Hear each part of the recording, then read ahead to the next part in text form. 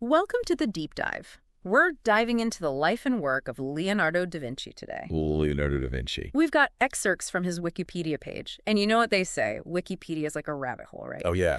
You start with one thing and end up down this crazy path of information. Endless. Endless, exactly. But think of this as your express ticket to understanding Leonardo da Vinci. He was so much more than an amazing artist. Absolutely. He was a true Renaissance man. Yeah. It's funny, we kind of put him on this pedestal, like this solitary genius. Right. But to really get him, I think you have to look at the world he was living in, the Renaissance. It was a time of massive change. Huge. It's like humanity was hitting the refresh button. Exactly. And to get Leonardo's genius, I think we have to dive into this vibrant world of intellectual curiosity, rediscovery. So let's start at the beginning. Okay. Early life. Leonardo was born in 1452. All right. But even his birthplace is a bit of a mystery, wouldn't you say? Okay, I love a good mystery. Well, we know he was born near Vinci, a town in Tuscany. Okay. But the exact location is debated. Some say it was in the town itself, while others believe he was born in this little hamlet nearby called Anciano. Anciano, yeah. And either way, not a conventional start, let's just say that. Yeah. Born out of wedlock to Ser Piero, a notary, and Caterina, a woman of, let's say, more humble origins. So not your typical family. Not your typical family, exactly. Do you think that had any impact on his later life? It's hard to say for sure, but it adds a layer, doesn't it? Mm-hmm. What we do know is that his artistic talents were recognized very early on. At just 14 years old, he was apprenticed to Andrea del Verrocchio. Oh, wow. Verrocchio. One of the most prominent artists in Florence at the time. That's a name.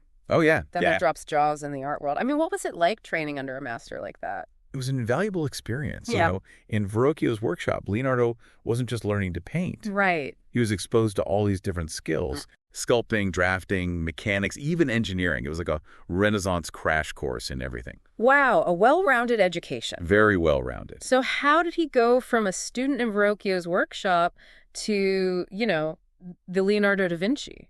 Well, even as an apprentice, his talent, it was undeniable. Yeah. There's this great anecdote about one of his first paintings. He painted this fire-breathing monster. Really? Oh, yeah. That was so realistic and so terrifying that it supposedly frightened his own father.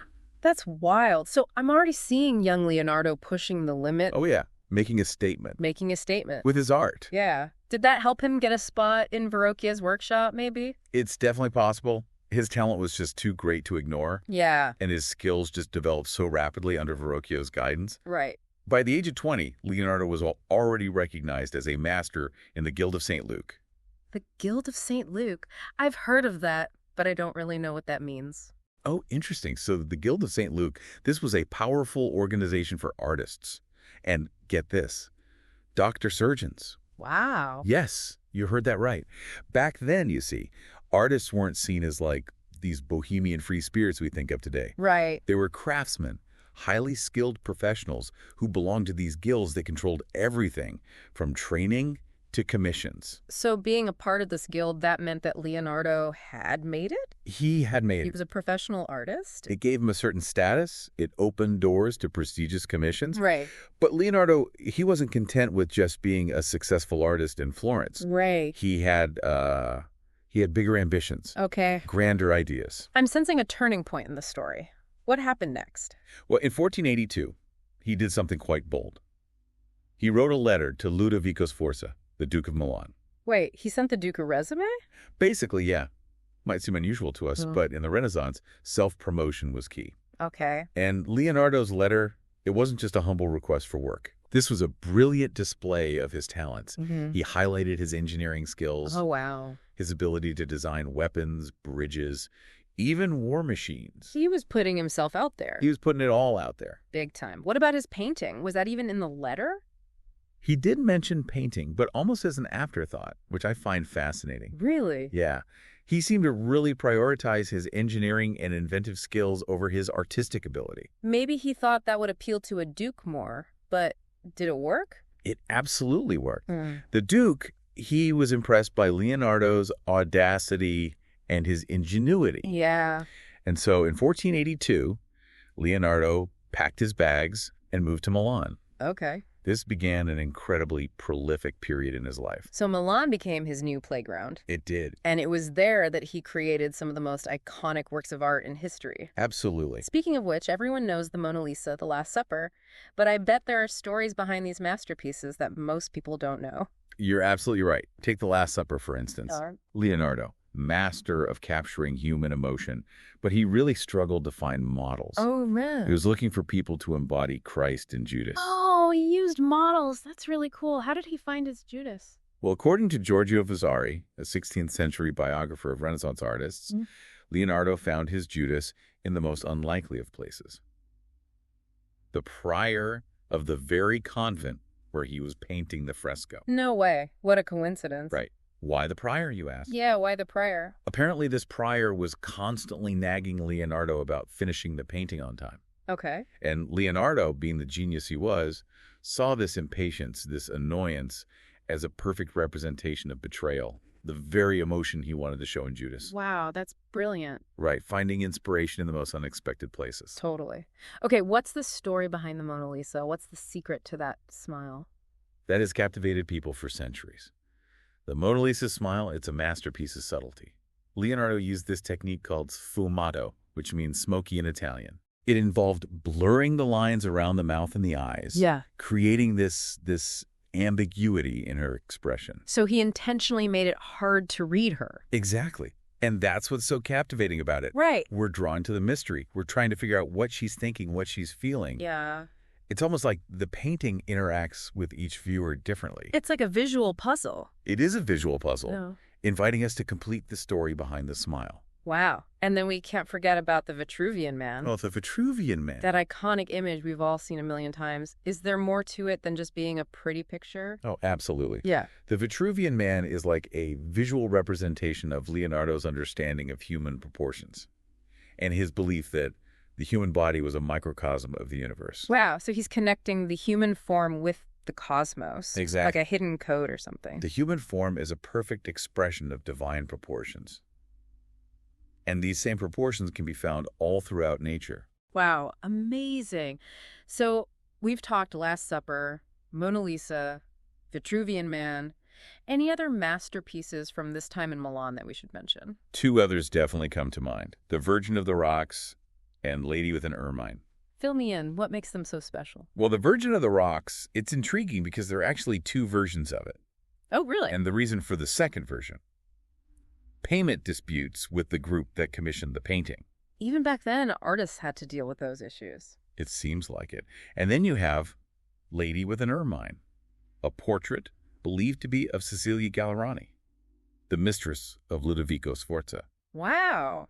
It's notable for its unusual composition. Okay. The subject's head is turned at a completely different angle from her torso, Yeah. a technique rarely seen in portraits at that time. So he's already breaking the mold. Oh, absolutely. Defying conventions. Yeah. But we've only just scratched the surface, haven't we? Right. I mean, we've been talking about paintings, but what truly sets Leonardo apart is the breadth of his interests and his accomplishments. Right. It's time to explore the other side of Leonardo. Right. The scientist. Yeah. The inventor. Yes. The man whose notebooks were filled with ideas that were centuries ahead of their time. I can't wait to dive into that, but we'll have to save that for next time. Okay, we're back. And we're ready to explore this other side of Leonardo da Vinci. Right. The scientist. The inventor. The man who, it seemed, had an idea for everything. Everything. It's true. His curiosity just knew no bounds. And I think the best way to really understand this facet of Leonardo is to delve into his notebooks. Yeah? Thousands of pages filled with sketches, inventions, anatomical studies, philosophical musings. It's really a window into the mind of a polymath.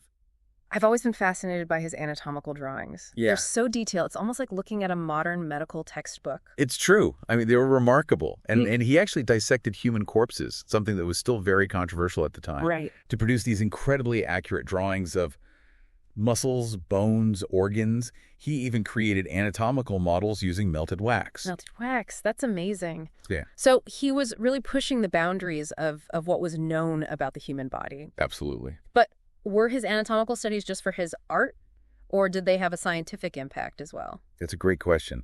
While Leonardo's anatomical discoveries They weren't widely published during his lifetime. Right. They were incredibly advanced for his time. I mean, for example, he was one of the first to correctly depict the human spine Wow. with its curvature. And he made significant strides in understanding the heart's function and the circulatory system. So he was making real scientific discoveries, even if they weren't recognized until much later. Makes you wonder what he could have accomplished with today's tools and technology. Oh, imagine Leonardo with a high-powered microscope or a 3D scanner. Yeah. But even without those tools, his anatomical studies, I mean, they were groundbreaking. It just reveals a mind that was driven to understand the inner workings of the human body, not just the outward appearance. Right, and that curiosity extended beyond the human body, too. It did. I mean, he also designed flying machines. Oh, yes, he did. His fascination with flight, I mean, it's just a perfect example of how he blended art and science. He studied birds in flight. He dissected their wings. His notebooks are full of sketches and designs of flying machines, including the ornithopter and the aerial screw, early precursors to the helicopter. He designed a helicopter in the 15th century. It's mind-blowing, isn't it? It is mind-blowing. Did any of his flying machines actually work? Well, not in the way that we think of flight today. Right. Many of his designs were they were too advanced for the materials and technology available at the time. Right. But they really show his incredible vision and his willingness to really push the boundaries of what was considered possible. It's like he was bringing ideas from the future into his own time. You know, that's a great way to put it. Yeah. And it wasn't just flying machines either. Right. I mean, his notebooks are filled with designs for all sorts of incredible inventions. Oh, I know. Musical instruments, a mechanical knight, war machines. Yeah. Even early concepts for things like solar power and calculators. The calculators in the 1400s. Exactly. I mean, his mind was just constantly churning with these ideas, exploring possibilities that wouldn't be realized for centuries. I mean, it's why some historians see Leonardo as like a prototype for the modern scientist. Right. A figure who embodied that spirit of scientific inquiry and innovation. It's amazing how far ahead of his time he was. But amidst all of this genius, what about the man himself? Yeah. What do we know about Leonardo's personal life, his relationships, his personality? That's where things get a little more elusive, I think. You see, Leonardo, he was notoriously private about his personal life. We have glimpses, hints, but no detailed personal accounts or diaries. He had close friendships with notable figures, like the mathematician Luca Pacioli. Okay. But his relationships with women, they remain shrouded in mystery. What about the rumors surrounding his sexuality? I mean, that's something that people have been speculating about for centuries. That's true. While Leonardo never explicitly addressed his sexuality, there were rumors circulating even during his lifetime. Wow. In fact, there was a sodomy accusation against him in his youth. Really? Yeah.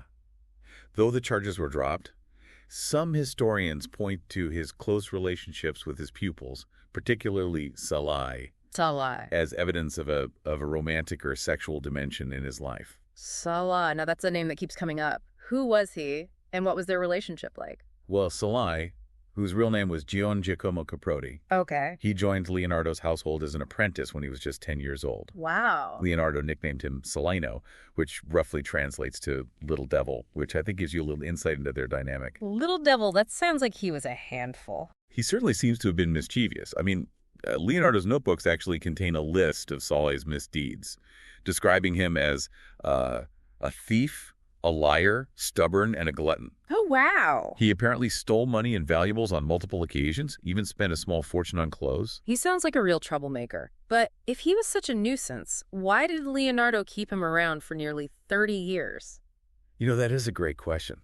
And it really speaks to the complexities of their relationship. Right. Despite Salai's flaws, Leonardo clearly had a fondness for him.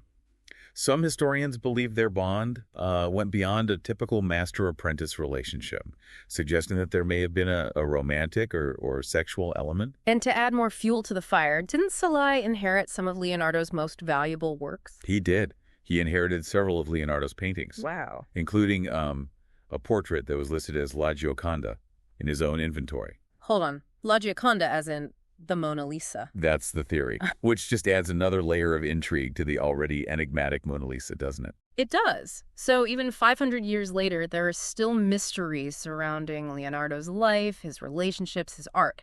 But let's shift gears a bit and talk about his lasting impact. How did his contemporaries view him? I mean, was he recognized as a genius in his own time, or was his fame something that came later? Well, even during his lifetime, Leonardo was celebrated as a true Renaissance man. Giorgio Vasari, the art historian and biographer we talked about earlier, described him as having beauty, grace, and talent in such abundance that he left other men far behind. High praise. Sounds like he was a true celebrity. Yeah, he was incredibly well respected, not just for his art, but for his vast knowledge and his innovative thinking. I mean, there's this story that King Francis I of France, a great admirer of Leonardo's, held him in his arms as he died. Wow. That's a powerful image. Isn't it? Yeah. It speaks volumes about the admiration and respect he inspired. Absolutely. And that fascination, it's only grown over the centuries. Right. Today, Leonardo is considered one of the greatest minds in human history. Yeah. His work continues to be studied and analyzed. His paintings draw enormous crowds. Right. And his notebooks offer a glimpse into a mind that was centuries ahead of its time. It's like he left a fingerprint on humanity. You know, it's true. A mark that continues to resonate across time. Across time. But his story wouldn't be complete without mentioning these enduring mysteries that still surround his life and work. You're absolutely right. For example, we still don't know the exact location of his final resting place. Wait, what? I thought we knew where he was buried. It's a bit complicated. Historical records, they indicate that he was buried in the Collegiate Church of St. Florentin at the Château d'Amboise in France. Okay. But the church was destroyed during the French Revolution. Oh, no. So what happened to his remains? Well, some bones were discovered during an excavation in the 19th century. Okay. And they're believed to be Leonardo's, but there's no definitive proof. Wow. They're currently housed in the Chapel of Saint-Gobain at the Château d'Amboise. But, you know, it's possible that some of his remains are still lost somewhere on the grounds. So even in death, there's a sense of mystery and intrigue surrounding Leonardo. It's almost like he wanted to make sure we'd never stop searching, never stop questioning, never stop being fascinated by him. That's a beautiful way to put it. Yeah. And I think that's a perfect segue into the final part of our deep dive. Okay. Where we'll reflect on what Leonardo's legacy means for us today. You know, it's amazing. After spending all this time with Leonardo, exploring his art, his science, his inventions, it's inspiring, isn't it? It is. It's inspiring. Yeah. There's just something about diving into the mind of someone like Leonardo. It just sparks this curiosity. It does. That goes beyond just the facts and figures. Absolutely. I mean, it's not about memorizing dates and names, right? Right, exactly. It's about understanding his process, his way of looking at the world. His way of thinking. That insatiable desire to learn, to create. And that's something I think we can all take inspiration from. I mean, it doesn't matter your background, your profession. I think everyone has a little bit of that inner Leonardo. Oh, yeah. Just waiting to be unleashed. The question is, how do we tap into that, right? Right.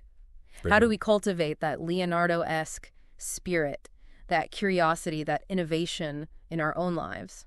Well, I think for starters, we can follow Leonardo's lead. Okay. And embrace that interconnectedness of knowledge. You know, he didn't see these rigid boundaries between art and science. No. Or between theory and practice. He saw connections everywhere. Everywhere. Yeah. Like, he was constantly drawing inspiration from nature. From nature, from the human body. And the way things worked. Exactly. And he wasn't afraid to experiment, right? No. Try new things, push the limits of what was possible. I think that's a key takeaway from Leonardo's story, that importance of embracing experimentation, not being afraid to fail. Yeah, I mean, for Leonardo, failure was just another opportunity. Right. To learn, to refine his ideas. He saw every challenge as a chance to grow. To grow, to expand his understanding of the world. Yeah.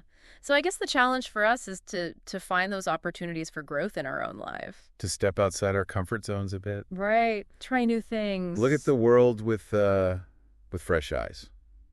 Just like Leonardo did. And to never stop asking questions. Never stop. That's the beauty of learning, isn't it? It is. It's a lifelong journey. Full of unexpected discoveries and connections. Exactly. And who knows, maybe along the way, yeah, we'll uncover a little bit of our own inner Leonardo. I love that. So, to our listener, we encourage you, keep exploring. Keep learning. Keep pushing those boundaries. And maybe, just maybe, You'll make your own mark on the world.